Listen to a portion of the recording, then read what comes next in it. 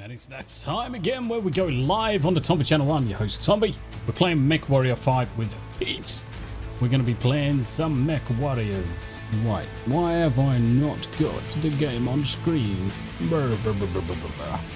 Good to see you though, guys. Good to see you in chat. Good to see you in chat. Be right back. Give me about 20 seconds.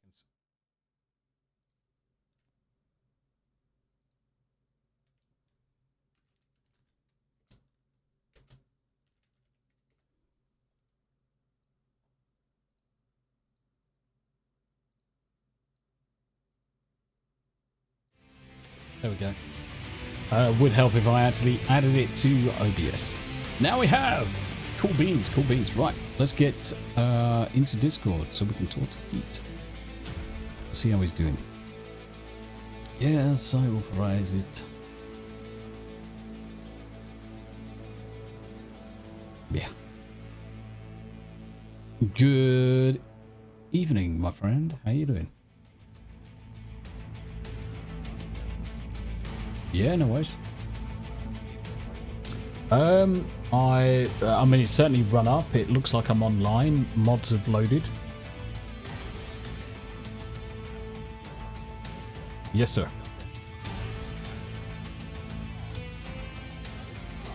Yep.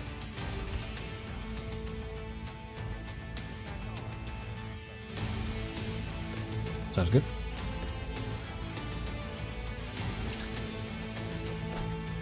Yeah. I had to do that a couple of times before I got everything to work. Got you. Understood. Can't release a DLC without breaking all the mods. It's the best way to go, isn't it? Best way to go. It's good to see you guys in chat. Steel Leg History, Bend Over. Adam Gray. The Superman theme plays. Nice.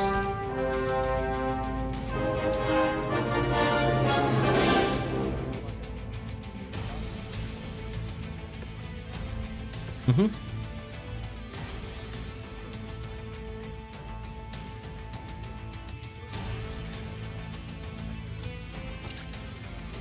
Refreshed. Yeah.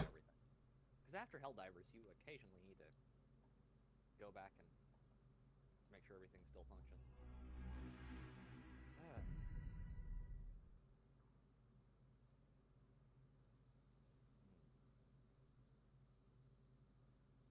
I like that white, that gray and blue.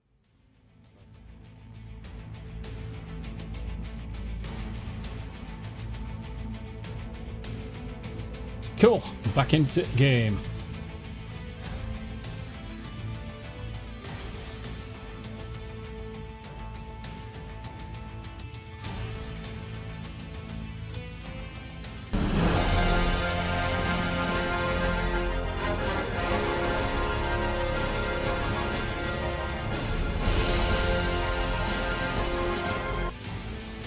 Thank you very much indeed for the blurb. And accepted.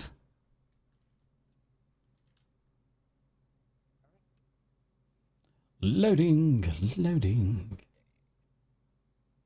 Lab access permitted. Right.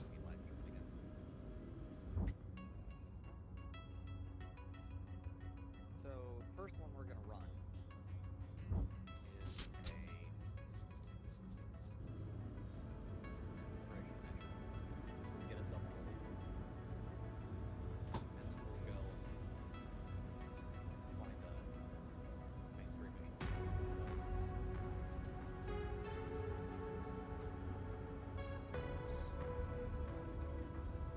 Yes, the Raven.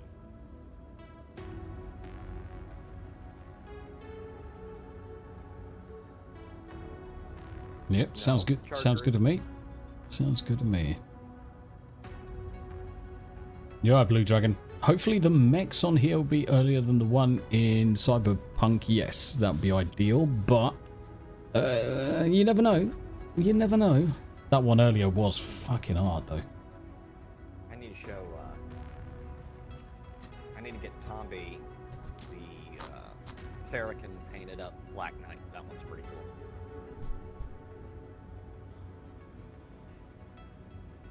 we do switch over. All right, you're in. Okay. I'm going to pop out of the market, and I will start us into this mission. Cool. You're right, Anonymous. How you all? How you doing, buddy? How you doing? How you doing? I think it's infiltration. Okay. Yeah.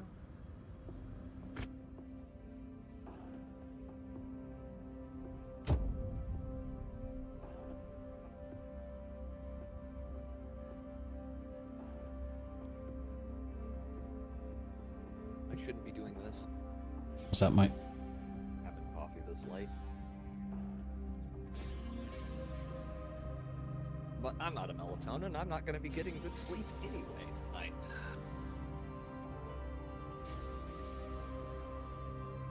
I never get any good sleep any night, to be honest. Don't even know when the last time I got decent night's sleep. In fact, I've just realised that I've forgot my meds anyway. I've dropped you right on Crap. the front line with hostile forces. Well, Our client is requesting a meet to the For me, small border what checkpoint works- up ahead I regarding know our your situation assignment is quite a here. bit different, but for Report me, to the marked position on your what map. works is I do my workout Stay right away before from bed. enemy units to Yeah. remain And undetected. right before I do my workout, Lightnecks I are much harder to detect. Command your lance to hold take a fire melatonin, as and that gets everything running through the system, and then after that I usually crash. Yeah. Fire is also offering us a performance bonus if we can complete a number of sub-objectives. I'm up into the If they hundreds as present far as themselves push-ups go, targets so of opportunity, Oof. be on I'm top fucking getting hell. of pretty them. tired. Yeah, I can imagine. I can imagine. Well, we'll do a couple of hours if you want, and then we'll call it. Yeah, don't worry about me. I can go quite a ways. I don't have anything going tomorrow, I think. So it doesn't matter. We stay up till midnight. Ben Dover's gifted a Tommy membership. Thank you very much indeed, Ben. You're ever so kind, my friend.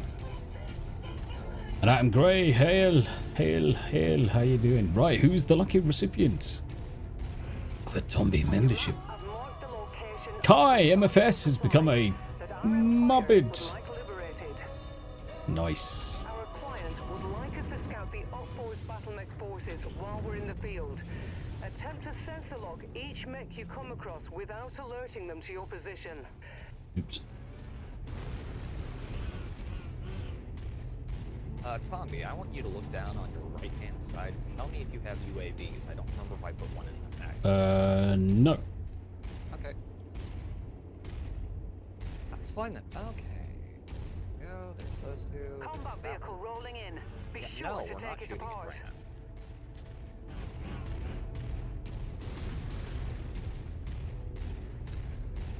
Just follow me and we should avoid getting shot up too much. Right, coming across. Mustang McCracken, hey Chad, hey Tommy, love this game. Yes, Pete's been teaching me the wild ways of Mechwarriors. It's been a long time since I played a Mechwarrior game. So I'm slowly getting used to it, buddy. Slowly getting used to it.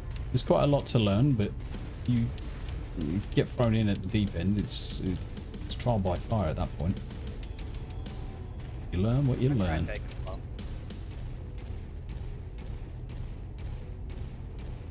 Don't push too hard.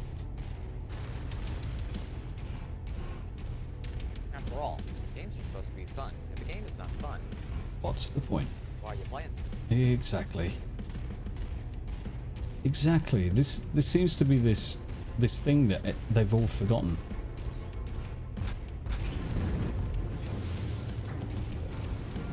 Stick over to the side here. We're trying not to have to get to the side of the colors. Yep. I'm not coming. Alright. Good. Just crunch him. That's close enough. Ready to start pickup operation. Crush him. If Tommy, you you find get the that one I opposition, just knocked out. just walk Grab up to the it in order green to pick orb. it It'll up. say A. It'll say press E, I believe. Yep. E to hold E to collect salvage. Salvaged. Alright. Package secured. Two of those. Data We should be transfer able to complete. take a minute to nap.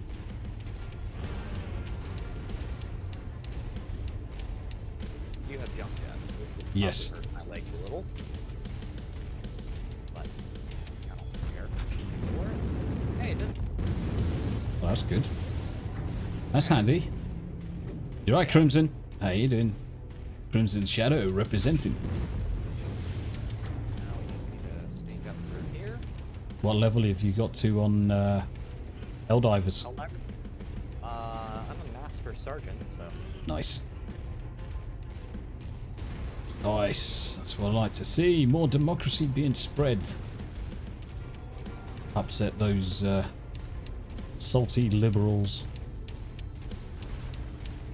Which is so funny. They're all having a meltdown over the game on Twitter. It's just absolutely phenomenal to listen to. Well, the thing is, one of the things I find very interesting about Helldivers Walk on is a up lot to the of people treasure to pick it up. are trying to claim that it's like a critique of fascism, or it's a Starship Troopers. Excellent find, Commander. Beginning And it's recovery not. now. No. It's really not. The form of government that they have in Starship Troopers is firstly not fascist. It is a form of extreme libertarianism. Just run very fast. Don't bother fighting them, just run. We'll probably get spotted, but it won't matter because we can just run up through The here. target is calling for Yep. help, but is having trouble getting a signal out. Eliminate them quickly. But because if you look at the people like Timeline or Roddenberry, they weren't particularly conservative. No, they weren't. by No, any no. means.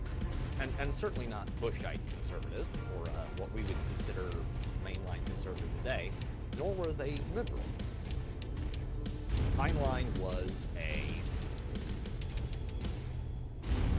libertarian, and Roddenberry, you should probably go watch his Paladin episodes before you say that Star Trek is woke.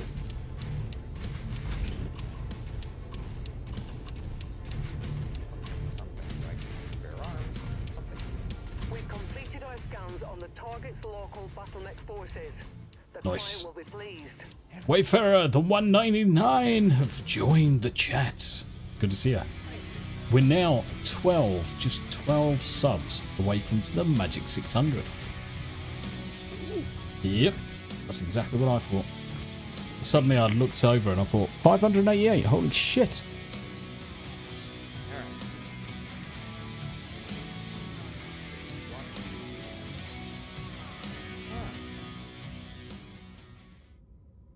Illyrian Palentate. I don't want to totally make the periphery mad at me, however... Mustang McCracken says it's a coordinated campaign, probably from some of the sort of Whisper network.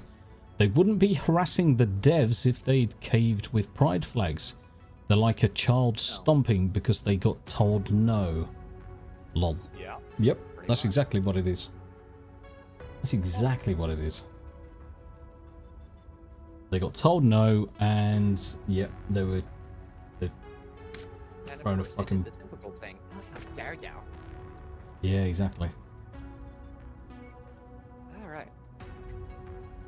Pop over here, and we will do our skills. Mustang McCracken also says, I love playing light mechs. I have a legendary Raven I have set up with an LRM-5 and radar jammer. It's good fun on co-op. Indeed. Sounds like a really good setup. Okay. That's 315 is our tonnage limit.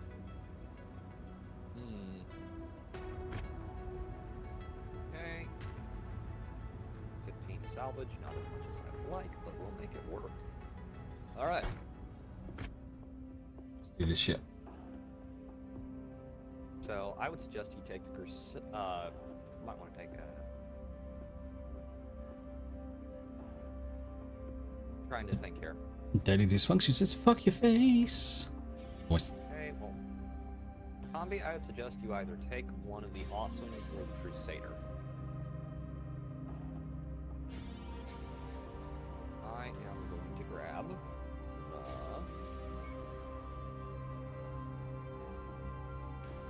Marauder. I will give.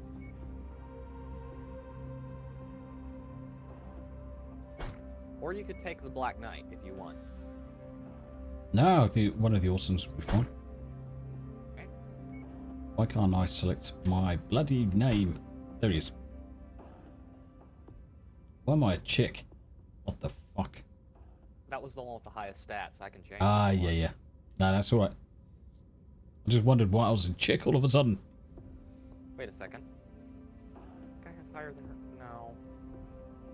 Does he have higher energy in? Yes, he does have a higher energy skill.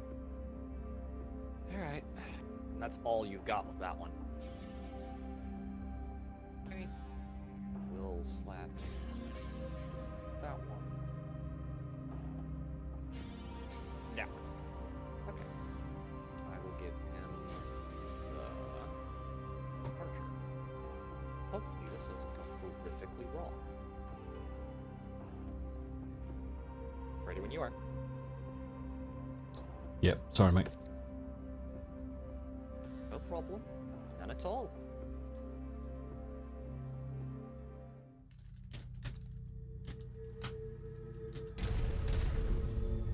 We have been tasked with the destruction of an industrial center marked at nav point Alpha. Be sure to watch your fire around Stay any away from pipes the, or tanks, as the red rings of contents have death. the potential of being Roger. explosive.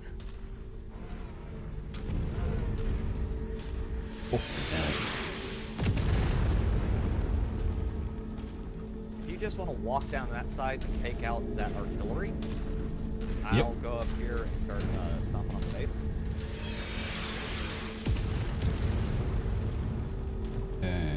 how do I know which way you're going? Yeah, yeah. I take it you're I'm in the on the- Marauder. 2 on the map. Okay, that's done.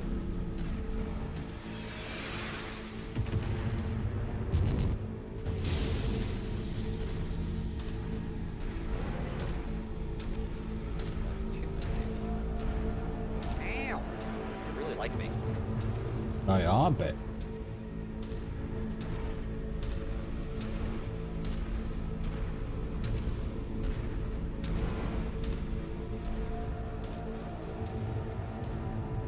I love this slow plod. What's the speed on that one? Not very fast. 48. No. I thought I gave you the fast one.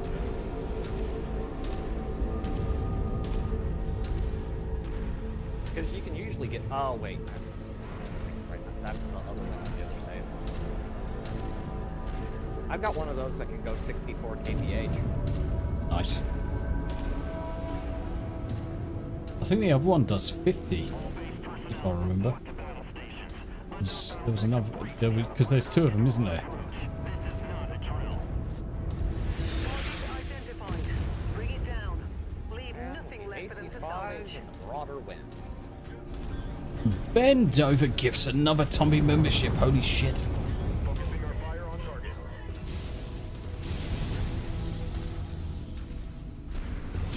Thank you very much indeed, Ben.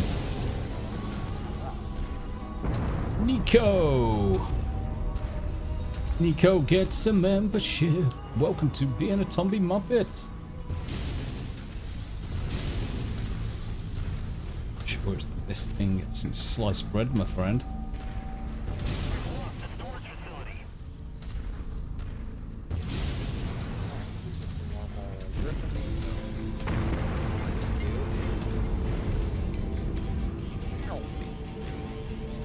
Wow, they like me. They Confirmed, really Commander. like me. Moving on target. Yeah, I was going to say they've not really done too much to me at all.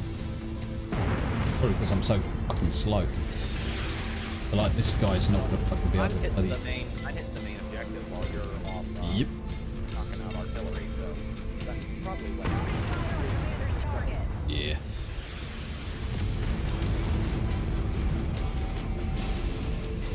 That matches the class of beetle we're after. Take it out.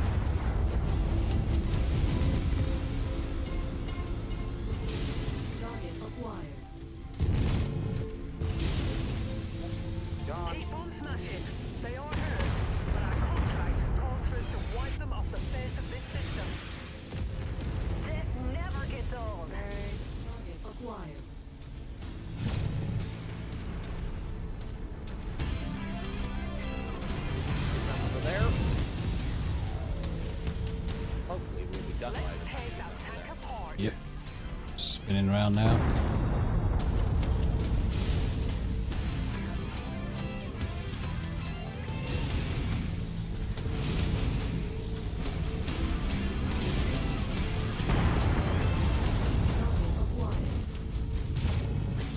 don't believe I did.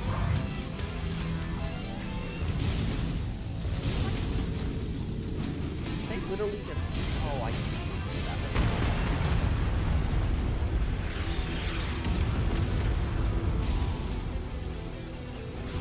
Oh, for the fuck. It's not going. What's that? My neck went down, and they're not going to take control of. Secondary.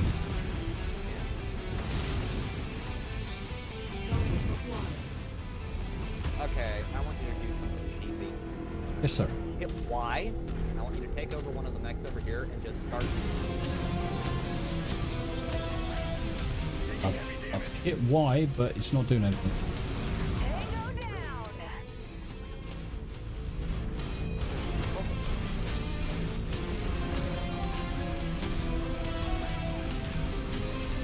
Ah, cheers, Ben. That's much appreciated, buddy.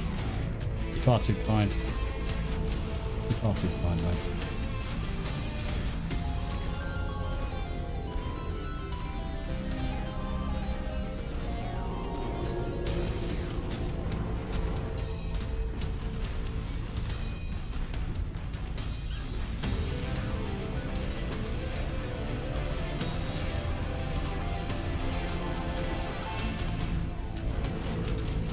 Alright, well they're doing something. Let's get done over there, head towards the base, knock it out if you can, and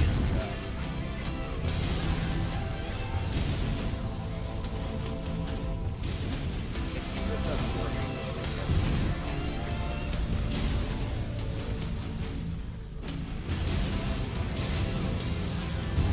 But I believe in you. Yep, doing it. You've managed to demolish about half of the target's buildings. Crack on, Commander. Is that an assassin? New target. Or, no, that's a Mechwarrior. Armor at critical level. Lost a component.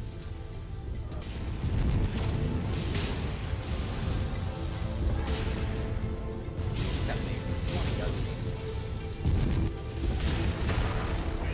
Target destroyed.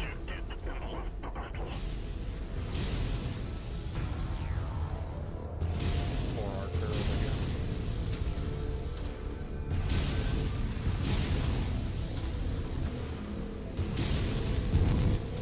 You've got a water tank down, and Yep. they'll tear everybody apart. They're weak in the legs.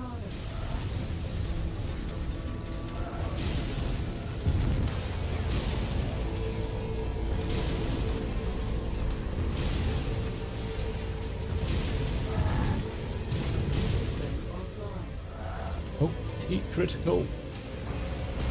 Ah, no. Overcooked.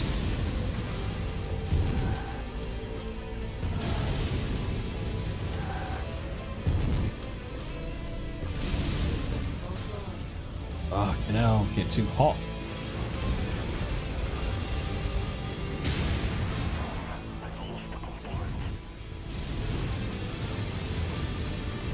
Enemy destroyed.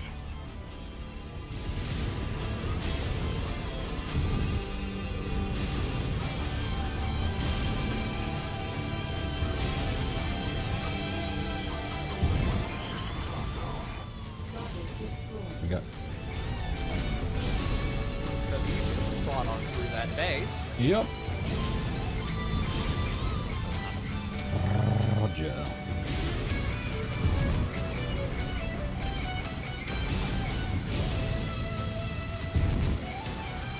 Opponent destroyed. Hey, Yes. there's a panda over here. I think they're gonna crush it up.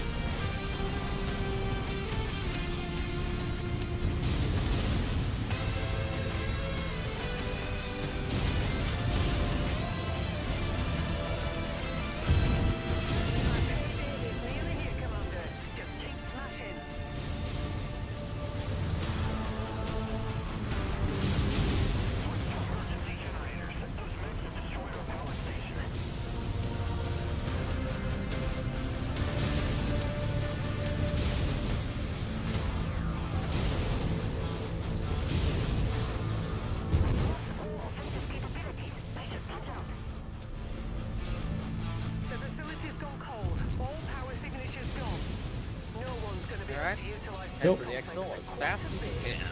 Time to get out of here. Roger, roger.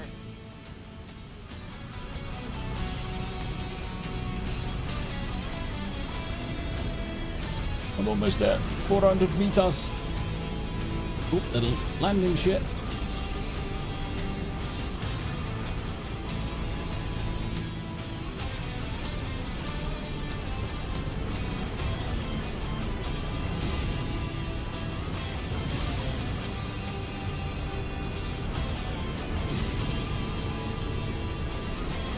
Welcome, Commander. Time to collect our pay. Target rifle. Nice. Steel leg. Be right back. Need to get a drink. Yeah, no worries, mate. No worries. Rick says hello again. hydrant.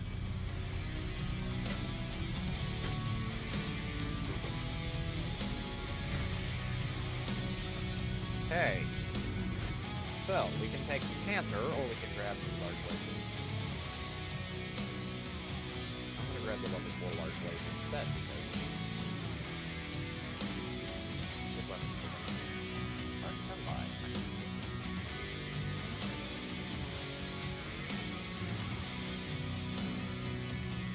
Tommy? Hello, mate. You there? Yeah, I'm there. Can you hear Okay. me? Yeah, yeah.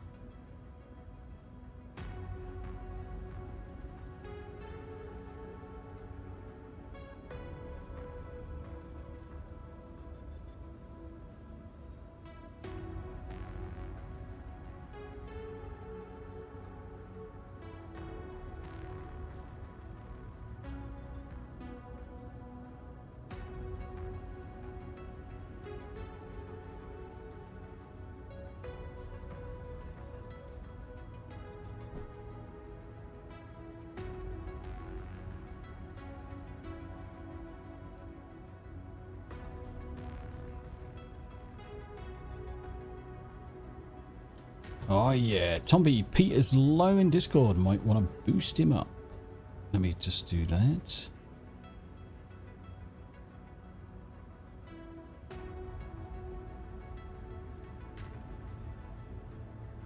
Should be a bit better now, Rick.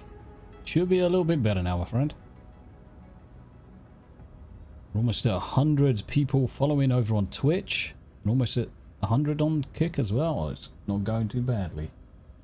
Not going too badly.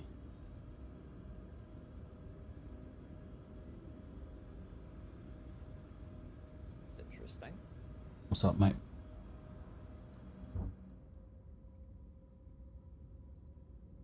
Okay. You know what? Let's just dump all that into armor. And I will put another heatsink there.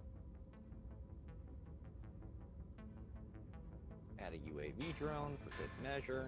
Oh, there we go. We should be good to go with that one. Okay. These repairs. That. Place a heatsink. Better lasers are always good.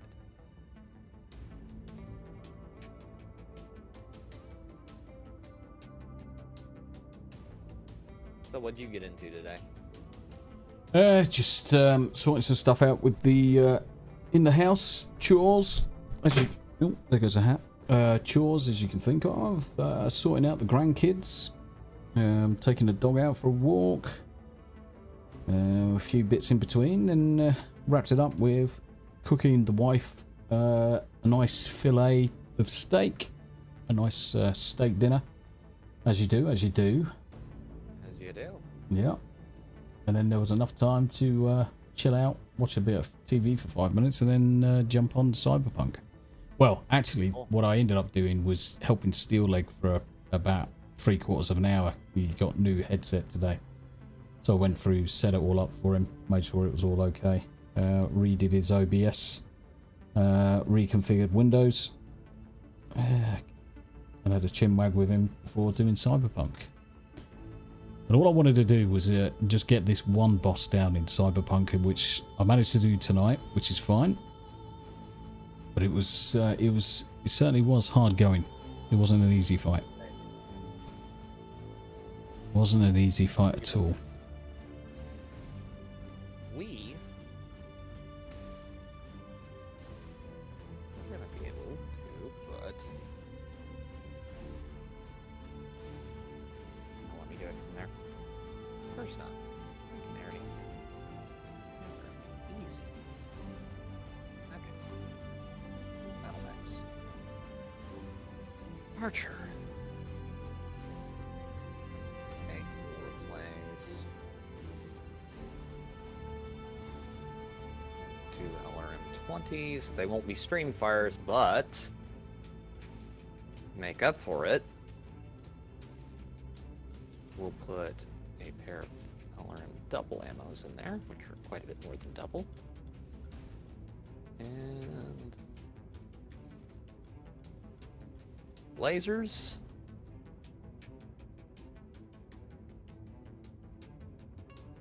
Should be a bit better now, Rick. Should be a little bit better now. Ah, it's Nick Cabrone. How you doing, Nick? It's good to see you, mate. Good to see you in chat. It's good to see you. Look at that, Nick. 588 subs. Almost at 600. Almost at 600. It's going right. Oh, fucking hell, Ben. Come, you tits. Gifts another Tombi membership. Holy shit. It's 3 tonight, man. I know you just like love hearing the music. Bit of guts. Followed by the Ocean Man. Let's see who's the lucky son of a bitch who's got a Tombit Muppetry award. Yeah, Rick, that's what I think it is. Wolfie! Wolfie Rose joins for 1 month. You know what? Give me just a second, Tomby. I want to check something. Yeah, you're all good.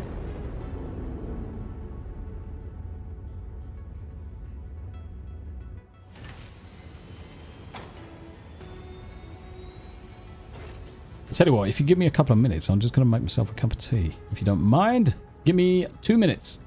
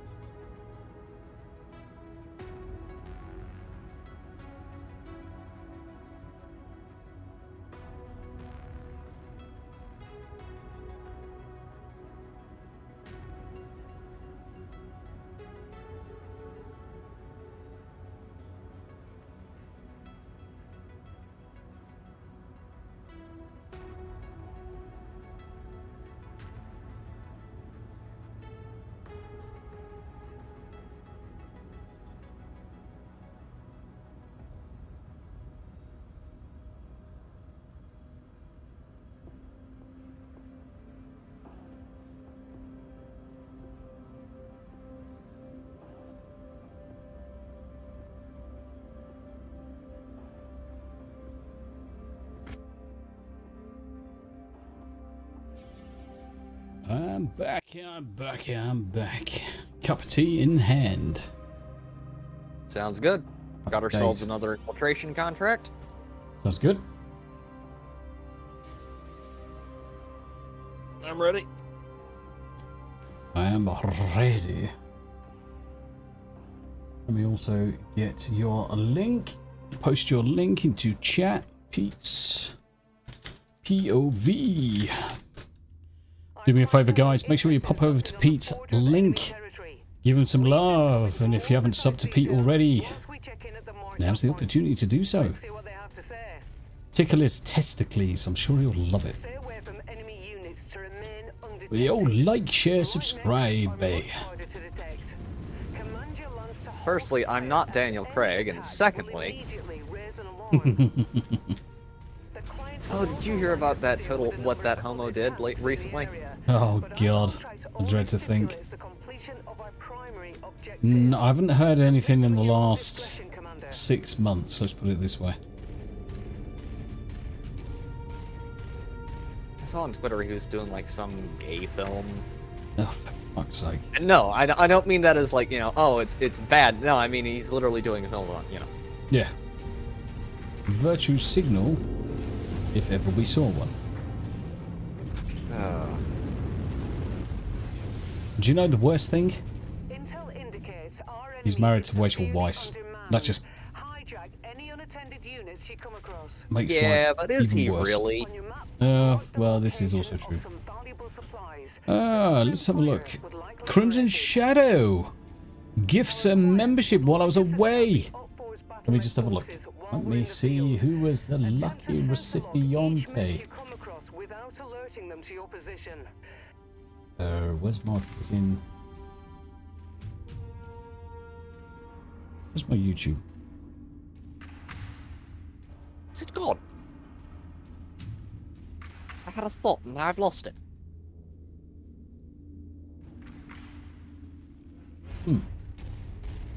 That's a bit strange. Crimson's gifted a membership, but it hasn't... Has it been collected? Did it come up... Crimson, did it come up anybody receiving it?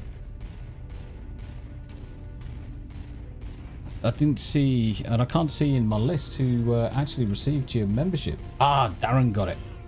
Oh, is that why Darren's just come up and says, woohoo? Bless you. Ah, Crimson Shadow, thank you very much indeed, you beautiful jock bastard. Alright. Now, I think this one, we're gonna run down, grab one of these, and then try and bust this guy loose down here. Which means I'll need you to run for the exfil once we collect one of these. Yep.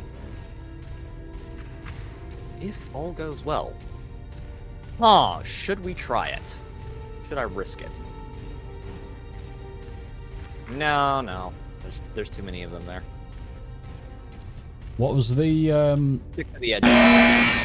You are fined 1 credit for a violation of the verbal morality statute. What was the... keybind for seeing the full map?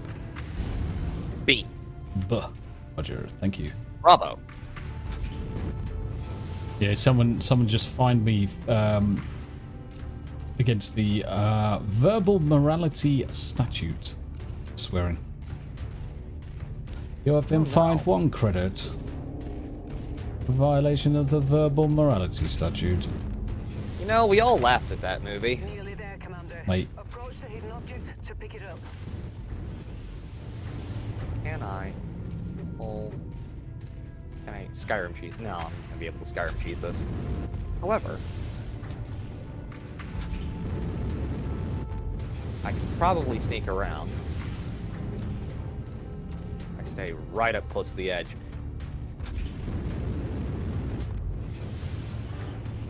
We're gonna have to grab ourselves a bit of salvage.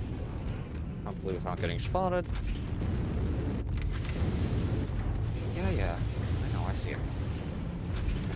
Sadly, he sees me. Jump jet fuel low. Okay. Down the hole we go.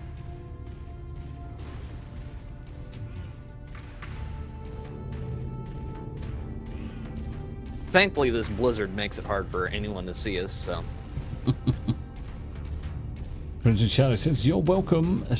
Welcome, Darren. Simon's response, "What? Fuck you."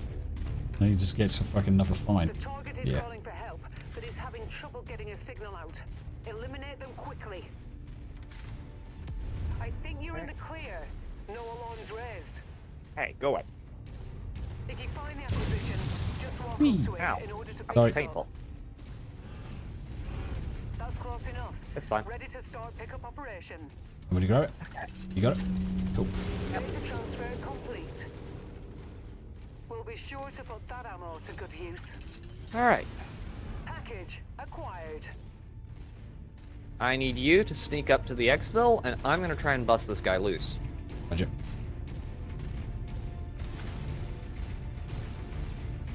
And if you see any mechs I have not yet spotted, I would like it very much if you could get a target lock on them without getting caught. Roger.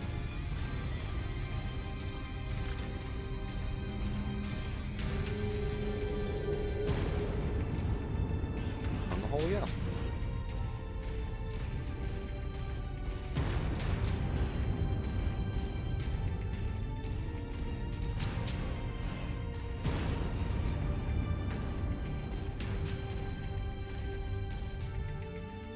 What's the best way of getting a target lock? Hold it. You go. R. Ruh. Acquired. I love breasts. But mainly Women just look focus at on getting other out of women's there and breasts. getting up to the exfil. Gay men love breasts. One thing that could unite the world is breasts and cleavage. Chris, I definitely think, Chris Gore, you are correct. The best thing is boobs and cleavage. Yes. 100% Grizzled Entertainment. Thank you very much for the work. Ben, follow us in. You're a cunt! Love that one. You're a...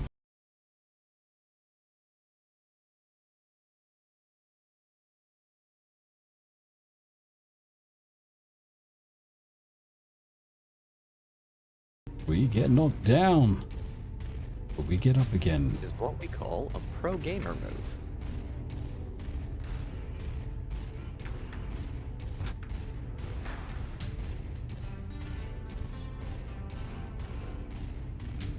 All right. Stop before you reach that, by the way. Roger. And I'll go. I am stop it. All right. I have stop I'll it. go Frenchie this guy. We've got a nice, lovely, strong cup of tea. Oh yeah, Stranger Things. Stranger danger. If we provide cover for them Love it. hacking the mech. They're starting the hack now. Cover them while they're work. Stealing a battle mech is difficult at the best of times.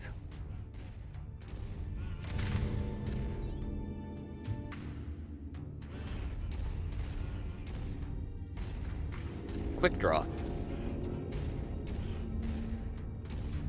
Okay, I'm gonna grab this, and then I want you to.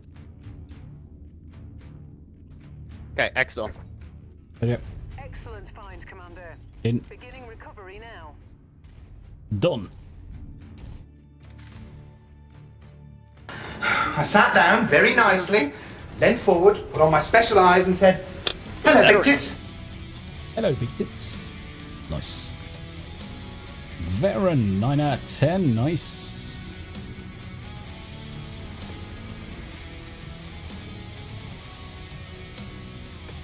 Okay. Huh, there's a hero on market. Wonder what it is.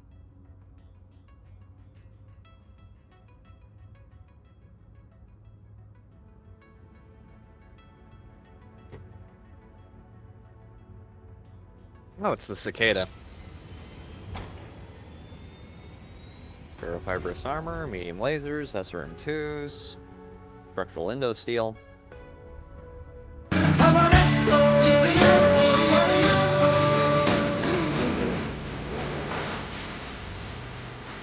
If Cheers, Error404. He's an asshole.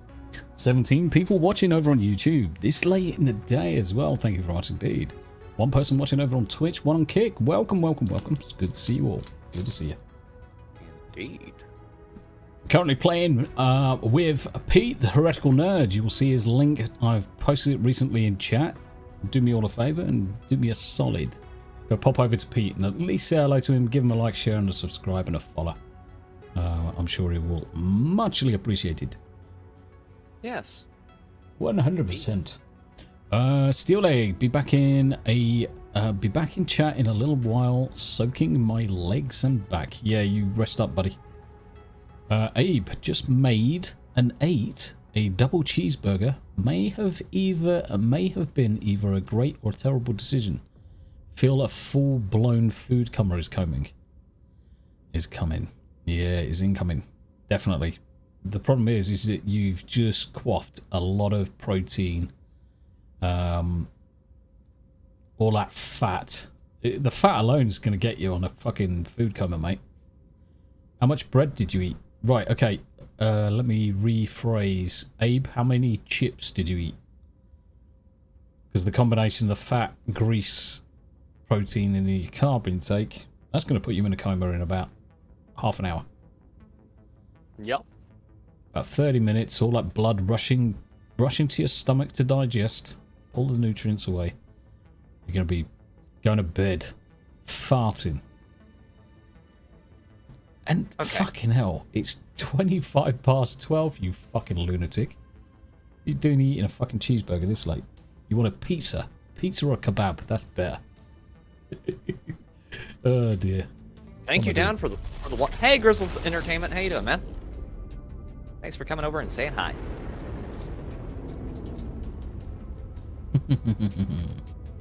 Abe. All right. Ah, it's the only thing you've eaten today. Fucking hell.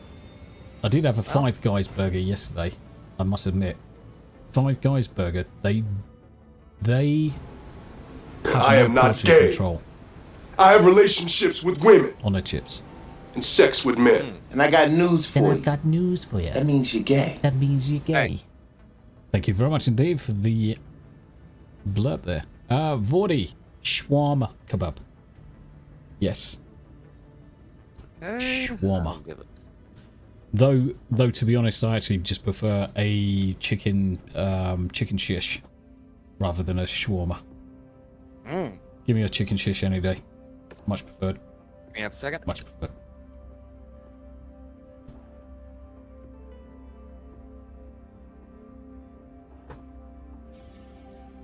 Much preferred. All right. Nice. 3, 2, 1. How's Vordy doing today? How about Jill? How's Jill doing, my friend? Let me know. Let me know how Jill's doing.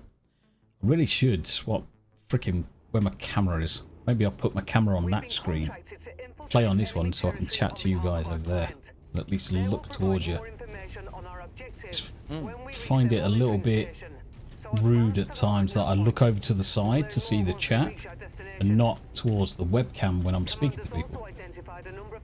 So I wonder if I move my webcam over, it'd be better. But the problem is, the second I change the angle, it fucks everything else up in the room. Yeah. I'm gonna I get my I'll rock the puss. chat and all that. I'll rock your puss. Wow, that's All right. sounded dirtier than I anticipated. Fucking hell. I'm getting abused by blurbs. I went from a perfect Used already. Thanks, guys. I went from a perfect Knight Rider blurb into an X-ray girl. I'll rock your puss. Oops. It's fine. I don't think we'll take friendly fire damage. Okay. Not like Helldivers. No. Right, David. How you doing? Giant murder robots are a little more forgiving of that sort of thing. Yeah. Just don't be with Tomby when he drops a freaking laser stratagem on the fucking dropship. Yes, that's an interesting situation, as I can attest. Oh dear. How you doing, David? It's good to see you, my friend. It's good to see you, mate. living a dream, playing big robots, playing with our Tonka toys and everything. It's great. Fucking love playing robots. Okay, you want to know something interesting about Mechwarrior? All days, every day. It predates Game of Thrones. Predates Game of Thrones. That's impressive, actually. Okay, now here's the other thing about it. Predates Game of Thrones, and the politics, the Byzantine power struggles and all that. Yeah. It has all of that from everything you're thinking of from Game of Thrones. Game of Thrones is in Mechwarrior. Yeah. Yeah. From great houses and all that to Holy shit. the super fucking part of it. And what's more, George R. R. Martin knows Mechwarrior exists. Yep. It's almost like people are constantly borrowing off each other. Oh yeah. The history of fantasy in a nutshell. Yeah. Alright, let's see. It's like we've already said many times before, there's really no original content anymore. There's no original thought process, no original idea. The thing is, there are, but most of the time, what people are making is either a rehash of an old IP, or it is an outgrowth of a genre or IP that already existed in some way. Alright. No, I'm not going to be able to. Okay. Tommy, can you jump that?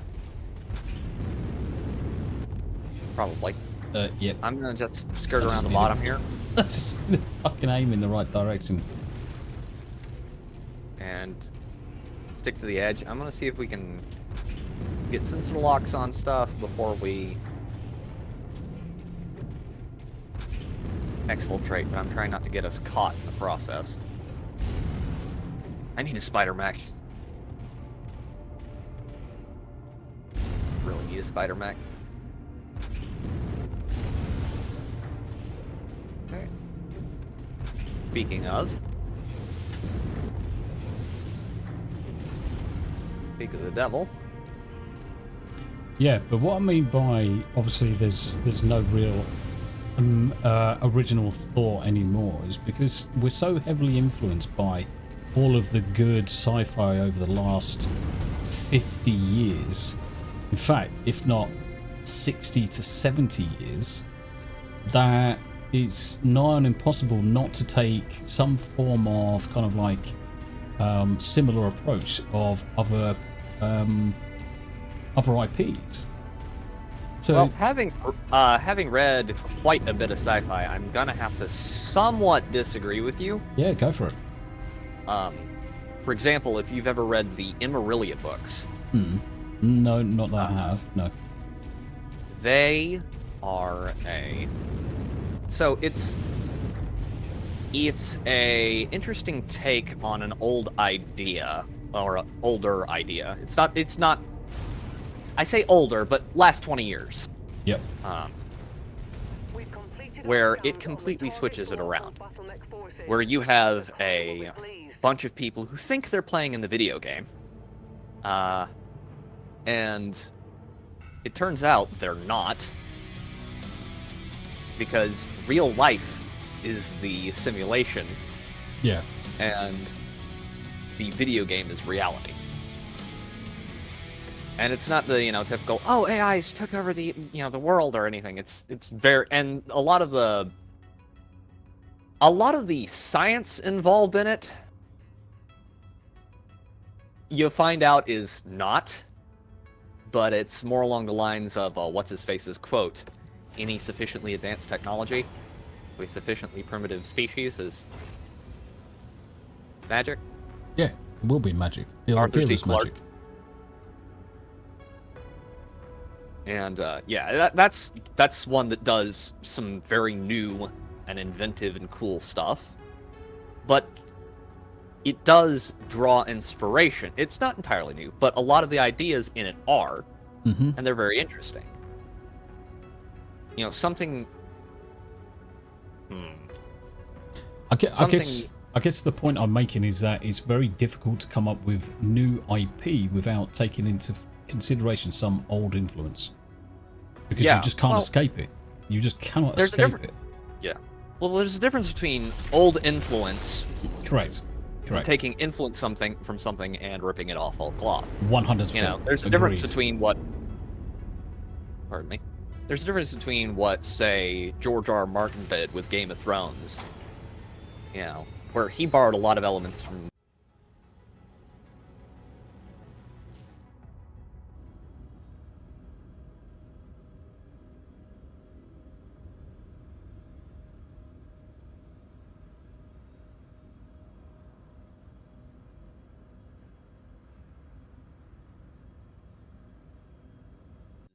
You know, hey, let's stick all the toy soldiers into the same box. Yeah. Not that there's anything wrong with that, mind you. I love me some 40k, and I really wish they hadn't killed Warhammer Fantasy. Age of Sigmar, just say they call it Age of Shitmar for a reason, is just... It's... Okay, 40k and Fantasy were the... Warhammer Fantasy was very unique. And very... It is crazy. We say to give a woman power is like to give a gun to a monkey. Age of Sigmar, however, is just... It feels like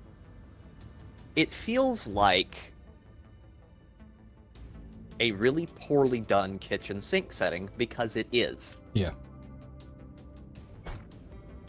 Instead of it feels like, you know, someone looked around at all these fantasy settings and was like, hey, I want that, and they didn't want to really bother doing the work to make it function. Mustang says, I enjoyed Vermintide until they used it to kill off the fantasy universe. Well, the thing is, Vermintide is was set post the Warhammer End Times, which was one of the worst decisions Games Workshop has made. Which, you know, they're kind of having to go back on, because now you've got them bringing back Warhammer, the old world. But, and I love 40k. It's, in my opinion, it's, okay, I have the very unpopular opinion of thinking that Dune is not very good. You're allowed to. You're allowed to have that opinion. Nothing wrong with it. And I'm not talking about the movies. I'm talking about the book. About the book, which is part of the reason. Yeah. It's part of the reason I haven't seen the new Dune Part 2. It's just because the books. Okay, the first book is okay. It's competent space fantasy, and as such, it functions fine. However, the second book does something. Well, the end of the first book and the second book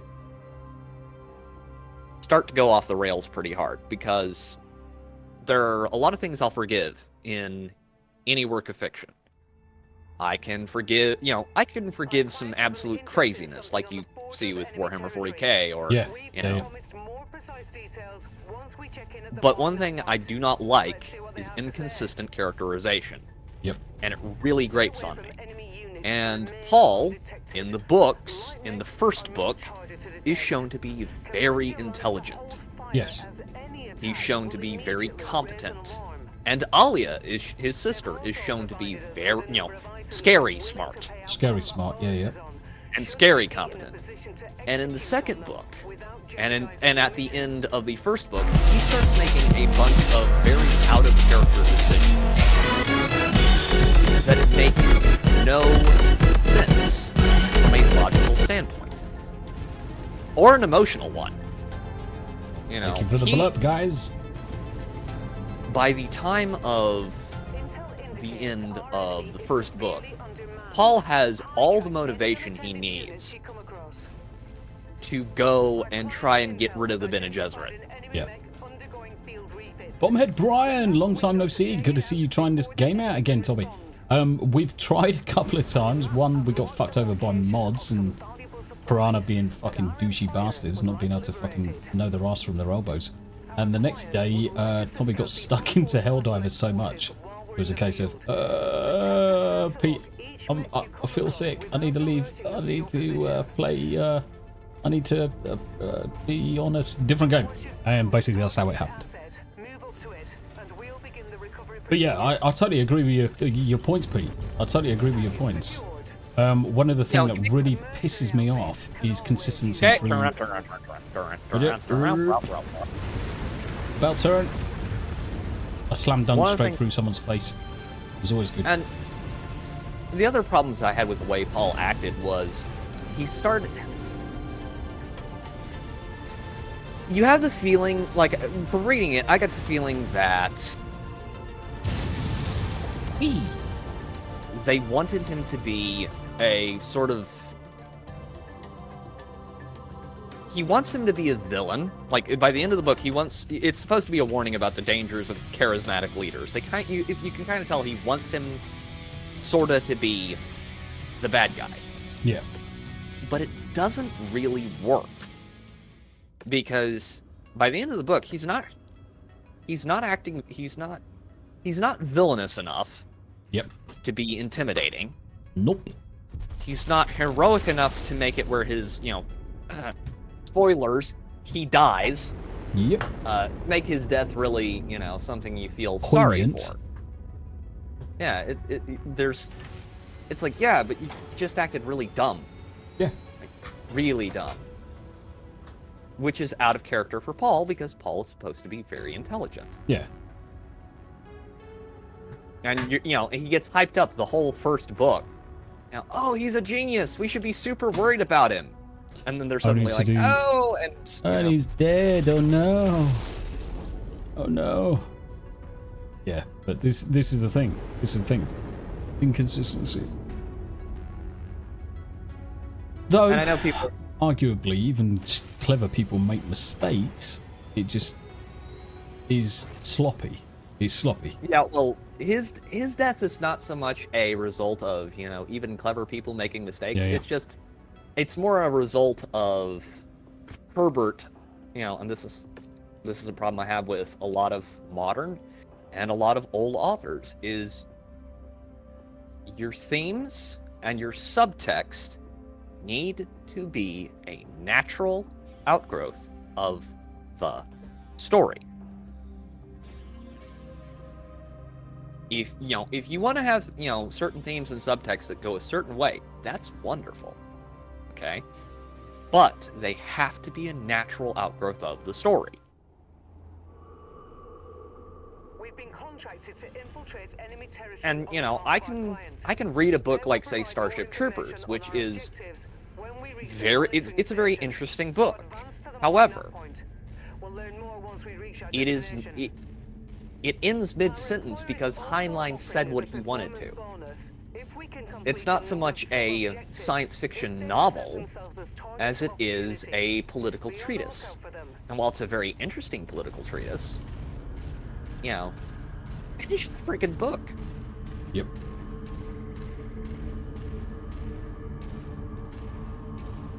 And while I I don't mind the first book of Dune, it's very obvious that Herbert began putting the subtext, the horse in front of the cart as far as subtext goes. Yeah. That he did. I still can't believe there's 18 people still watching on YouTube. It's cracking. Thank you very much indeed, guys. But Bombhead Brian, how have you been? Long time no speak. Combat vehicle rolling in. Be sure to take it apart. Buddy. Hello. The target is calling for help, but is having trouble getting a signal out. Eliminate them quickly. Grab this one, and maybe we'll push on down to the other one if we're feeling fruity. Yeah. Feeling particularly spicy. The more ballistics, the merrier.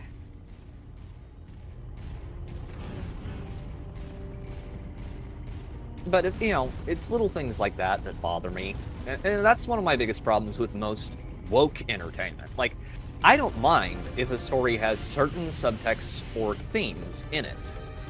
Like, yeah. This is why it goes back to applicability over allegory.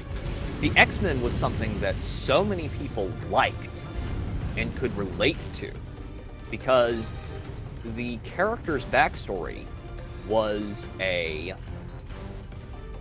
catch-all for, the mutants are generally mistrusted and disliked, and that was a good catch-all for anyone who felt like an outsider, If you find the acquisition, just and that could be, in order to pick it up. minorities, or, and just hear me out here, it could be nerds. Yep. Who have never been popular. Right. Be sure to put that ammo to good use. And only became popular relatively recently due to, Hollywood making them cool. Step on him, if you can.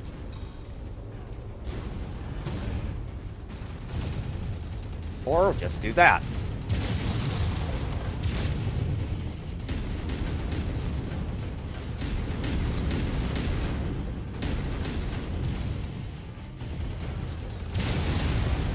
Okay. Right. Now that's out of the way. And any setting that puts, J.R.R. Tolkien called it the inclusion of unwarranted matter. Yeah. Any setting that puts its subtext over its substance is doomed to failure. And you can see this in pretty much all of modern media.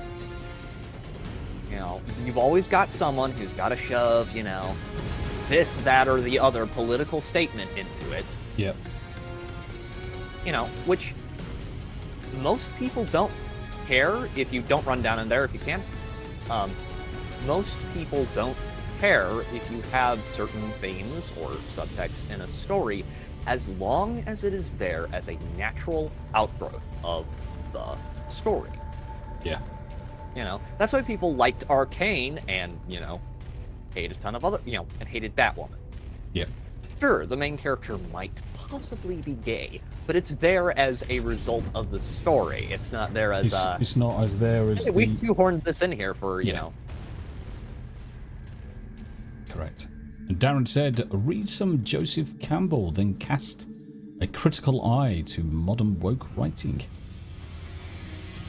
Drink your Ovaltine.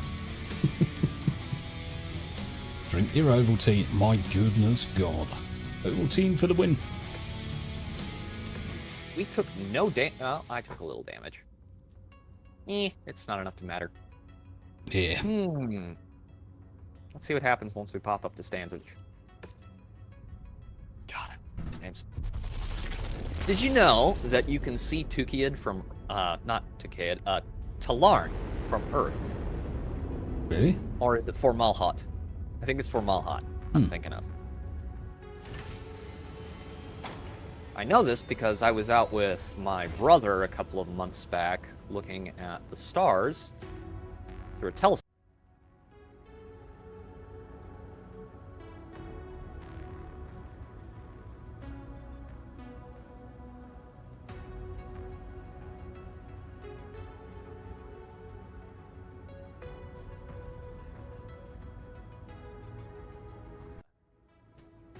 Terra. Yeah. Like you see, it is the industrial hub one right south of the Kurita border. Okay, infiltration contract against House Kurita. Let's go.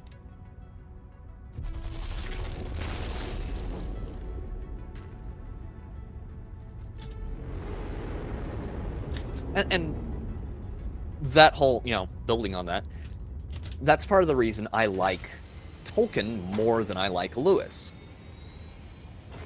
Because Tolkien had his themes and subtext there naturally, whereas Lewis would beat you over the head with it. And his entire story is very the Chronicles of Narnia is very obviously allegorical.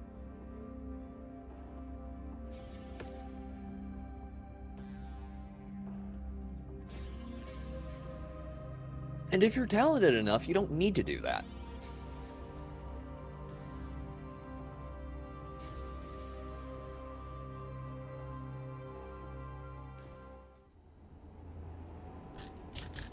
Commander, I've dropped you right on the front line with hostile forces. Okay. Our client is requesting a meet at a small border checkpoint up ahead regarding our assignment here. Report to the marked position on your map. Stay away from enemy units to remain undetected. Light mechs are much harder to detect. Command your lands to hold fire as any attack will immediately raise an alarm. Our employer is also offering us a performance bonus if we can complete a number of sub-objectives if they present themselves as targets of opportunity. Be on the lookout for them.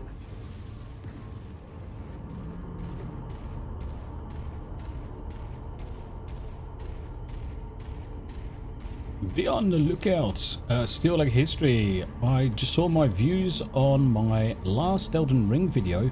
It's up to 75. Folks seem to like it and seem to enjoy it. Nice. That's what we like to see, Steel Leg. That's what we like to see. People like Souls games. That's one of the things. I don't particularly care for Souls likes personally. You know, it maybe I just, you know, haven't played the right ones. Yeah. Mention it's been forever since I played a Souls like.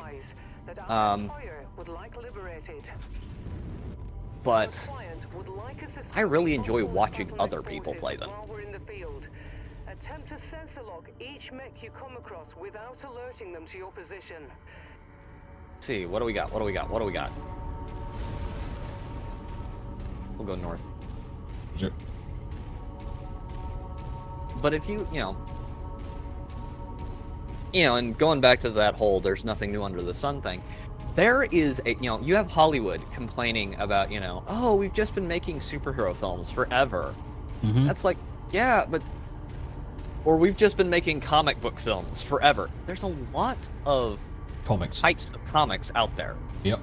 And not everything is spandex. Correct. Just like not everything is, not all science fiction is Star Trek. Indeed. Just like, not all science fiction is, futuristic fiction is 1984. New target, Thunderbolt.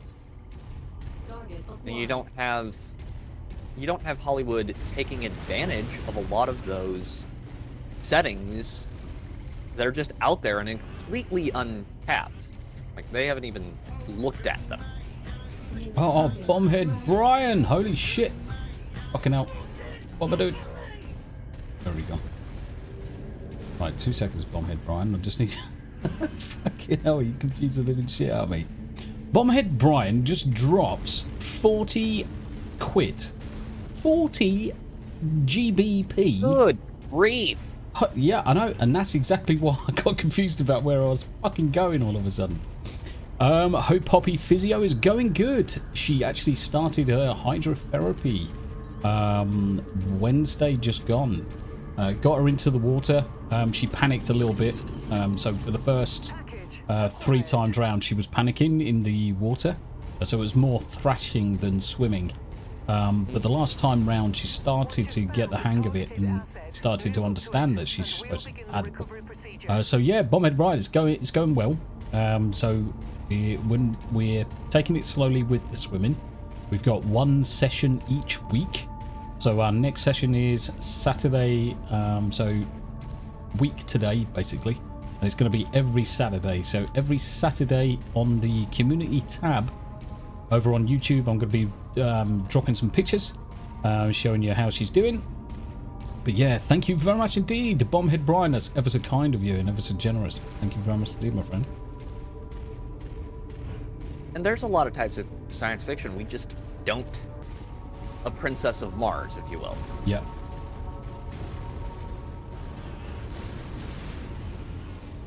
But we don't get that. We get the 90-second Star Wars movie. Yep. Which, Cheers, Star Wars is fine and all, but,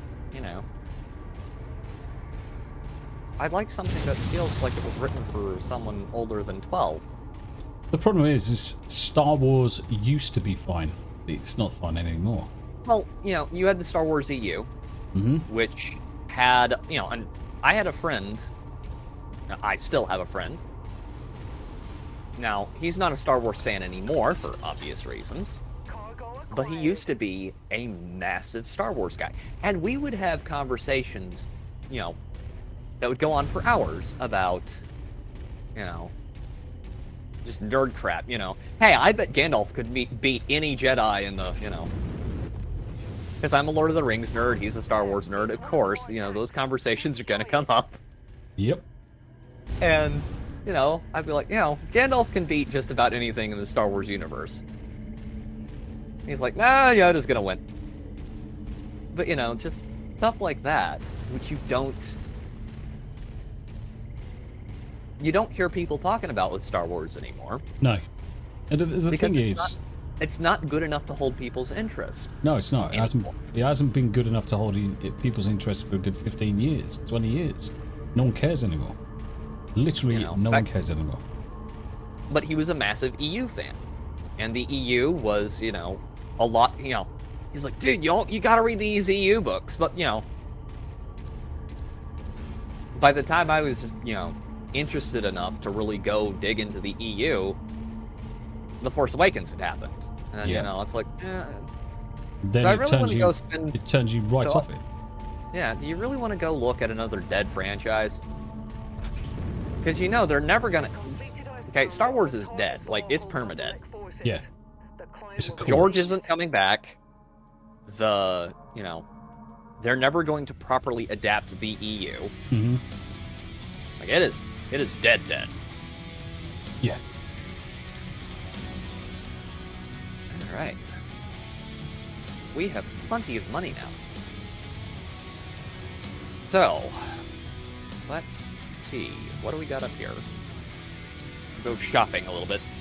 But, you know, Hollywood has this attachment to going after pre-existing IPs and then doing nothing inside that verse. Like, if you're going to do a TV adaptation, or if you're going to do a film adaptation of a franchise, you should do so with the intent of enriching the franchise that already exists. Because if you don't, you're going to make an awful lot of people very angry. And they'll never forgive you for messing up their franchise. Disney is never going to be forgiven for what they've done to Star Wars. They're never going to be forgiven for what they've done to Marvel. They're never going to be forgiven for what they've, you know, done to Willow, which I guess some people care about. You know.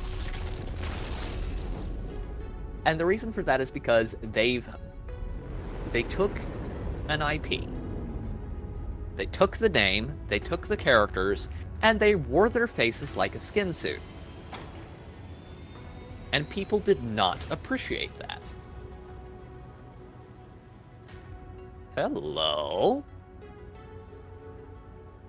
Hello. Hey, Tomby. Mm-hmm. I want you to pop over into the market, can you? How do I get into the market? Go to home. You should see market up there along the top. No, I can see battle mechs and contract is grayed out. I do not see market. Okay. Should I? I wonder. Do it. Does it have ferrofibrous armor? No, it does not have ferrofibrous armor. Don't do it. But it does have large pulse lasers, and ERPPCs, and structural endosteel, and a Beagle active probe. And it's a Black Knight.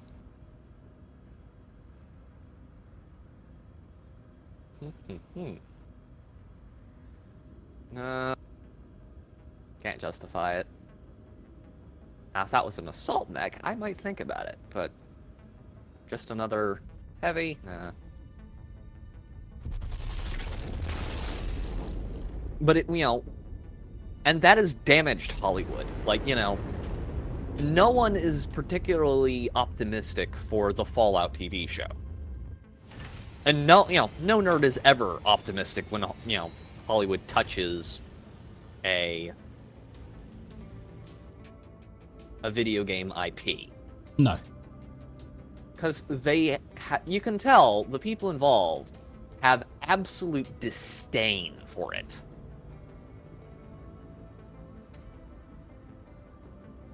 And, you know, and this is their work. This is the disappointing thing with it.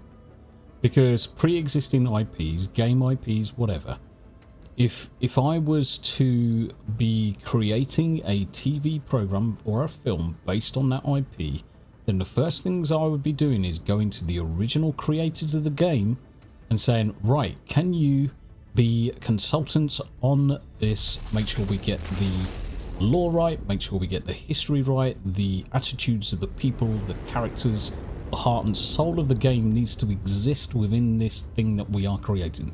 We don't want it to go down like every other game IP, heartless and hollow, complete facsimile, a fake in terms of the story. It doesn't fit, it's alien to it. I'd be turning around and saying, these original game developers who made it and still got massive love for the IP, whatever they say, if they say the program's going down the wrong route, then they can overrule it. Yeah, and this, well, that is something that, you know, there are a lot of ways to do a proper video game, you know, and it doesn't necessarily have to be adaptation, okay? This is something that drives me insane, okay? One of the hardest things to write, and I can tell you this, I write in my spare time. I'm not very good at it. I don't have anything published. But I do write down stories, because... Why not? It pops into my head, and it, you know, goes onto the Word document, because if I don't, it disappears. Or I obsess over it and, you know, lie awake and think about it. Till o'clock in the morning. One of the hardest things to write is world building. Okay? Because there are many ways you can do world building. But one of the quickest ways to lose someone, and I know this is someone who reads a lot of books, is to immediately snow them under in world building. And, you know, if it's not done well. You know, people don't like having to do this in the latter-day Marvel films. People don't like to have to do homework. People don't like to have to go back and, you know, learn, you know, how the magic in a world works, or, you know, who a character is for the 24th time. This is part of the reason why Batman movies are, you know, the 90-second Batman reboot isn't doing particularly well, because people are, you know, it's like, yes, we get it, move on. Get to the exciting part.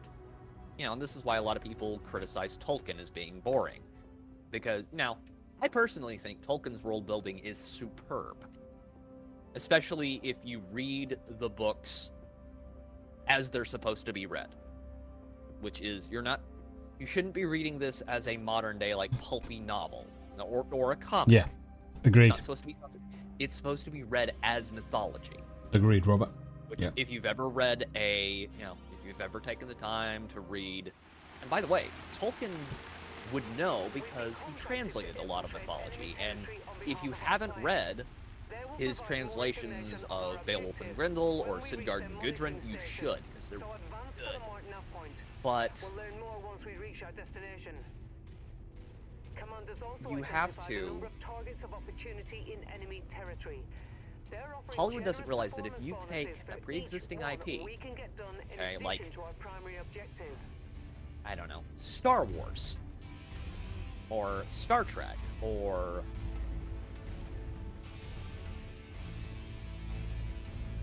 Lord of the Rings, or, you know, any of these other settings, and you adapt them to film, you don't have to world build. Yeah. Okay? Yeah. Most of the world building is already done. Okay? Most of the people coming, you know, the fans are going to get excited because you know, hey, we're getting a film adaptation of, or they would have 20 years ago, gotten excited about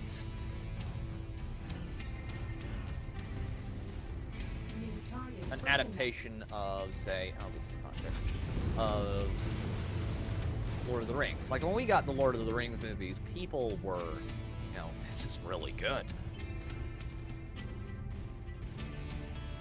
And people generally knew what Lord of the Rings was, or had a general conceptualization of what Lord of the Rings was. And so Peter Jackson didn't have to spend a ton of time explaining the backstory of Middle-earth. He didn't have to go in and, and of the Valar, there were, he didn't have to do that. It's Lord of the Rings. Yeah, you can spend 5 minutes, do a 5th grade level of research, and you've got the basic story beats and the basic setting down. Yeah.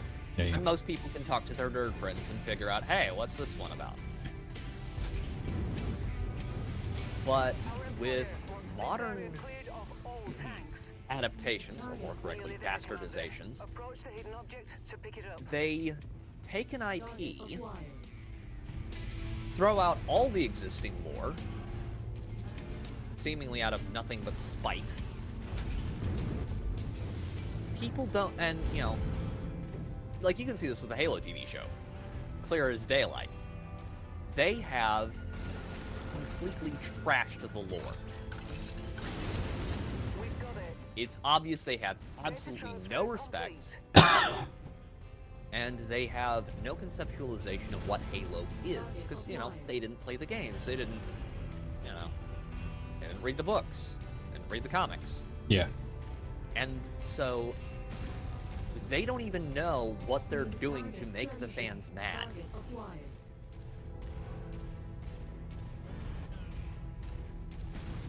And they're, and the world building they're doing is crap. It makes no sense. Because they've taken the Halo IP, where the Covenant, who view humanity as abominations to their gods, and they're like, oh yeah, and there are humans in the Covenant now. Well, why are there humans in the Covenant now? Because, we needed to see Master Chief naked.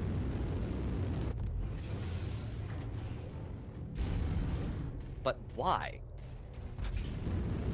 Don't think about it. The target is calling for help, but is having trouble Just, getting a signal out. consume content. Eliminate them quickly.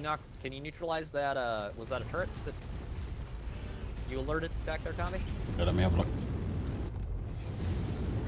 I can probably get us out of here before an alarm gun sounds, so probably won't matter, but if it's just a turret, then crush him and...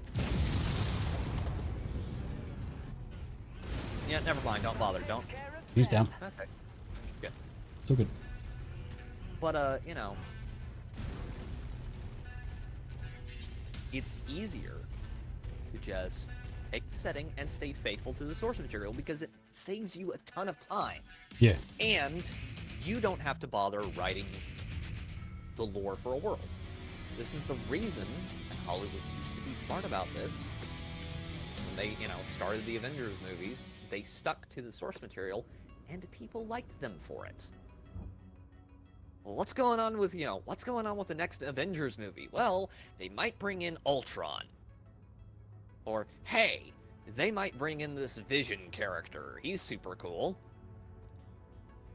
Or, you remember when, WandaVision was going on, and everyone was like, God, they're gonna bring in Mephisto, oh! And then, Yep. like, yeah, Nope. we don't even know who that is. And the fans were like, oh, sad deflating balloon noises. Exactly. That's the problem. When you've got people not giving a fuck about the source IP or even understanding what they're trying to create, then you're on a loser straight away. I mean, the thing is that I've got the imagination of a toilet seat. I've got no imagination. I don't read books because my brain isn't wired to do that. I don't read books. I don't religiously sit there, read, whether it's fiction, whether it's anything non-fiction, whatever, it doesn't matter. I can't write stories, my imagination I don't have one. So that's why I really struggle with understanding, trying to see why they're getting it so wrong, because for me it's fairly straightforward in terms of a formula approach.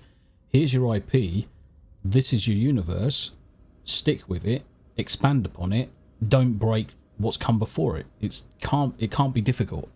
It really can't be difficult. Oh, chat. Tomby, I don't know what happened, but while I was soaking my back and my knees, I just hit 326 subscribers. Nice. Well done, sir. Thank you very much indeed, as well, for the blurb. Steel Leg of History. Good job. And I see Smoo has just cracked 700 subs on YouTube. Well done, Smoo. Well done, sir. Oh, there's an Annihilator in here. Which means we should be getting ferrofibrous armor soon. Once you start seeing Wolf Dragoons shit, it usually means there's gonna be the good stuff coming back into regular circulation. But, you know, and for me, like, you can take an IP and do a lot of things with it. For example, you know, you can do an adaptation, a straight-up adaptation, which, you know, is nice. People like those, as long as they're done properly. But you can also do, you know, you can also just take the verse and set your story there. Yeah, yeah. You know, but set it far enough away from the main story that it doesn't conflict with it. Or, you know, you can set it in the future, or set it in the past, or, you know. And as long as it's done properly, people generally like it. 100%. Mustang McCracken, rest in peace, Akira Toriyama. That one did sting. That one did sting. Yes, he did. Yeah, I'm surprised the idiots at Kotaku who were talking bad about him haven't been, they haven't found them strung up on the southern border. Well, yeah, I am as well, considering how loved he was. And certainly well respected. Don't talk bad about the Dragon Ball man. Correct. Because the Mexican cartels will probably murder you. Yep. Not saying we would want that to happen, but, you know, just saying, you know, don't do that. Don't fly too close to the sun there. But, you know, this is something in settings. If you take, you know, for example, when Robert Jordan died and Brandon Sanderson took over Wheel of Time, he made sure to stick as close as he could to the substance, subtext, and the story that Jordan was trying to tell. He wasn't doing his own thing. He was trying to stick to the original creator's vision. Modern Hollywood has the problem of trying to go in and just, you know, wear the face of a franchise, and it doesn't ever work. And I think partially that is intentional. I think that is partially people who just want to destroy franchises maliciously. And I think it's partially they don't take fiction seriously. Yeah.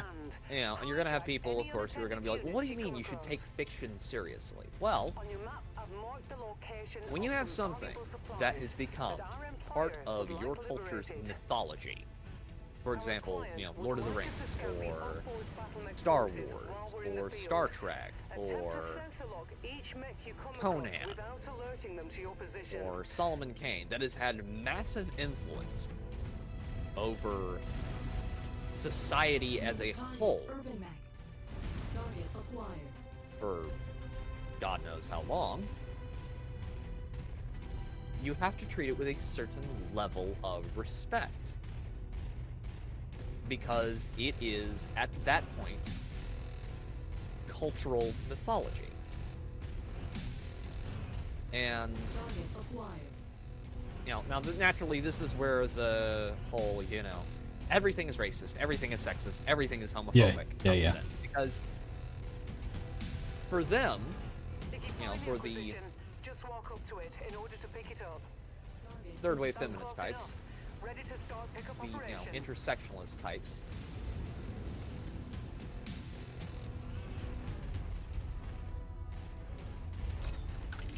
they Package secured. see Target pen. That's too traditional dangerous to leave heroes unattended. Better as bring it aboard evil. the ship.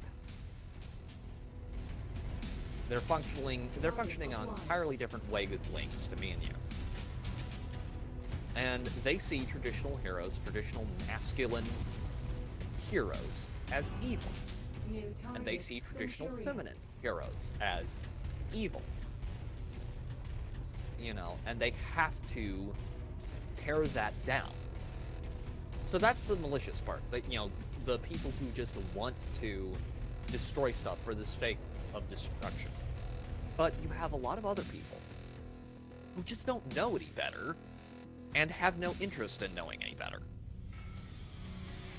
You know, if I was to be given, you know, if you just gave me $1 billion in a Hollywood studio tomorrow, okay, and gave me an IP that I have, you know, no former contact with, you know, no previous contact with, Yeah. then I would take the time out of my, Yeah. you know, to go in and learn everything I could about that IP and the people who originally created it before I attempted to put my own spin on it. Yep. Because if you're going to attempt to put your spin on a subject, you know, or a franchise, you need to make sure, you know, look.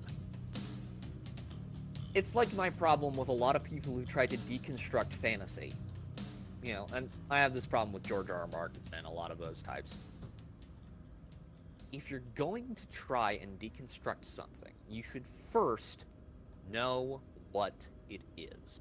And if you're Yes. going to try and put your own, you know, not just so you know not to get sued, you know how to not get sued, you also need to be able to come up with something hopefully fresh and interesting. Or if you're going to just rehash old story, you know, an old plot, do it in an interesting way. Or at least be able to do it competently. But a lot of... Oh... disappeared. A lot of these people don't know anything about not only the IPs that they're going after, but they don't even know anything about the genre. Like, you can see this with the writers of She-Hulk, when they were like, you know, well, what do you know about American law? Because if you're going to be writing a procedure, what is ostensibly a procedural law / you know, comedy, you know, the She-Hulk show. Yeah. You need to know something about law so at least it obtains some level of verisimilitude. Yeah. But they didn't even bother. Like, that was the furthest thing from their mind. They're like, yeah, we just basically watched some procedural shows. Like, we didn't talk to any lawyers or anything. Like, when George Lucas went and made Star Wars, you know, Yeah. he based the world of Star Wars on a ton of different things. It wasn't just he was basing it off, you know, the hero, you know, Joseph Campbell's The Hero of a Thousand Faces, or, you know, he wasn't just basing it on Kurosawa films. He was also basing it on history. He was also basing it on a lot of Hermetic philosophy. He was basing it on a lot of, you know, Buddhist philosophy. He was taking a ton of different things, compiling it together, and, you know, Flash Gordon serials, and we got Star Wars out of that. But it was, he had a lot of different creative inspirations to draw from. These, you know, these creatives, Yeah. I'm using giant air quotes here, they don't know anything about science fiction. Okay, they don't know anything about fantasy. They certainly don't know anything about sci-fantasy Commander, or old pulp fantasy, because a lot of what we see today is an outgrowth of pulp fiction. You know, your Robert E. Howards, your... The clients would also like us to deal with a number of other tasks in the area. You know, your the Shadows, your the Conans, your the Green Hornets, your Yep. the you know, this character, that your Solomon Kanes, and it's, you know, the current day people writing it, and they are very current day. They don't read any of those old stories, and so they really have no other place to draw from but, you know, hey, my college professor said racisms. You know, I think a lot of what we're dealing with today, you know, what we're suffering under today is the result of these people literally don't know any better. They have nothing else to draw from. Like, they see racism behind every bush and, you know, a tree. And they don't understand, like, they don't even understand what they're doing wrong. You know, the ones who aren't malicious. But yeah. the, you know, it wouldn't take much for them to spend an evening reading a couple of Conan novels. I'm not grabbing that yet. They promised to provide support if we provide cover for them hacking the mech. You They're can't. starting the hack now. Oh, Cover what? them while they work. Great. Stealing a battle Can you mech is crush him? difficult at the best of I'm times. gonna go and grab us some. The target is calling for help, but is having trouble getting a signal out. Eliminate them quickly. I have to redo this one. Done But it. He's out. they don't understand what they're doing wrong because they don't know anything about what they're dealing with. No, they caught. Yeah, we're gonna have to redo this one. Managed to get a signal out. Wankers. Wasn't. They don't even know what they're doing wrong because they don't have any frame of reference. I'm probably And gonna. they don't take it seriously. Yeah, I'm probably gonna have enough time for this mission, and then I'm gonna call it with Mechwarriors. I'm gonna do a couple of hours on Helldivers. Yeah, I can join you. If you Cool. want. Sounds good. Sounds good to me. Yeah, if you're still awake, I certainly will be. But that's the thing. They don't. The clients would also like us to deal with a number of other tasks in the area, but our They don't have anywhere to draw inspiration from other than politics, which is part of why you see politics and everything. Yep. You know, I imagine you and I would have, you know, our political views, but we have other things we're interested in. We have other other things that we, you know, politics are but one facet of your personality, you know, of who you are. And, you know, we can disagree on politics and not have a problem. Yep. Because, you know, we have other things we agree on and like. You know, other common denominators. These people don't. Because for them, politics are everything. For them, their politics are their sun, their moon, their stars. They, you know, they need to constantly focus on political stuff. And they don't know anything else. And so it comes through in their work.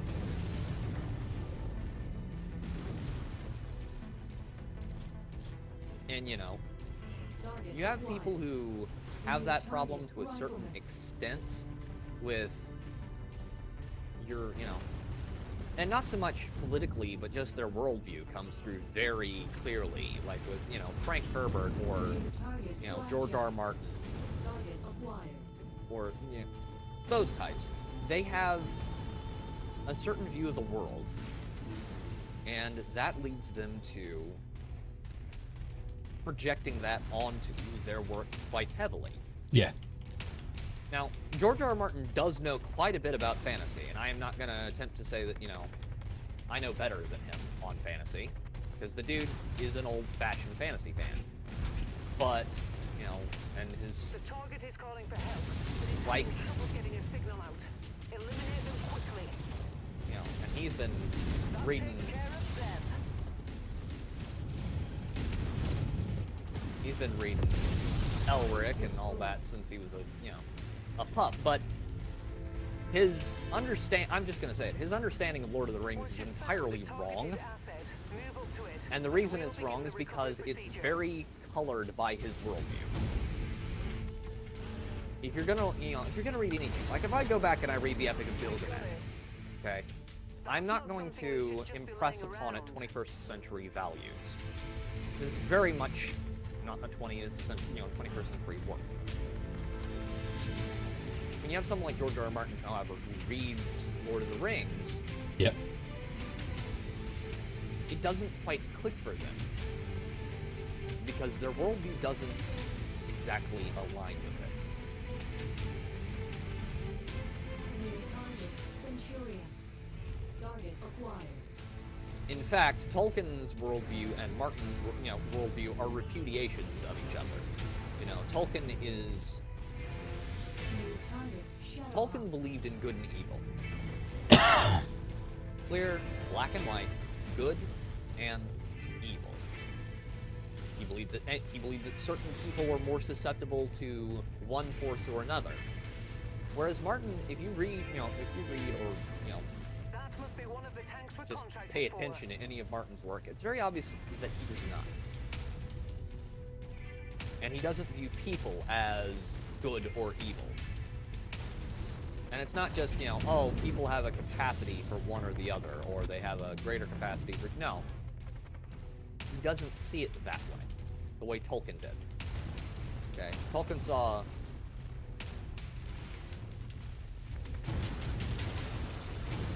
the bad characters as bad and the good characters as good. Yeah. And he understood why. Now, there's a difference between saying that you understand why someone's evil and you try and make them sympathetic.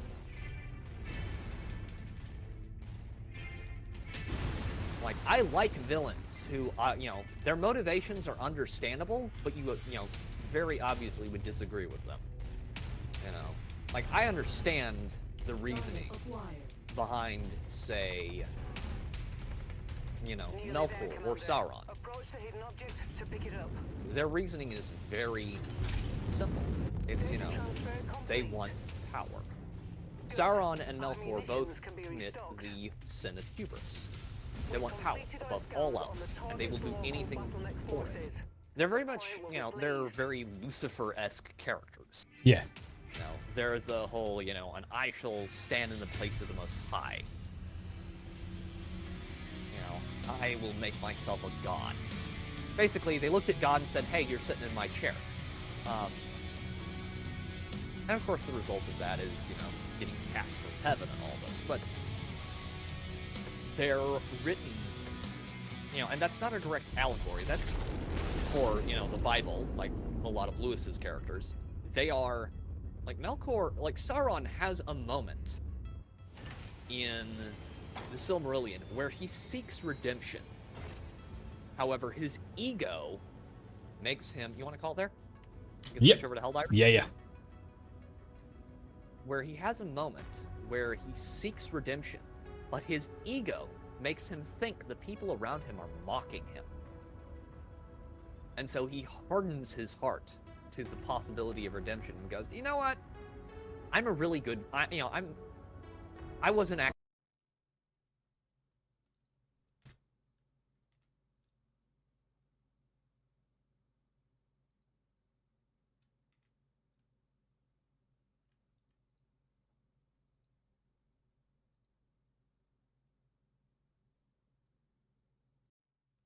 Stop the stream right here.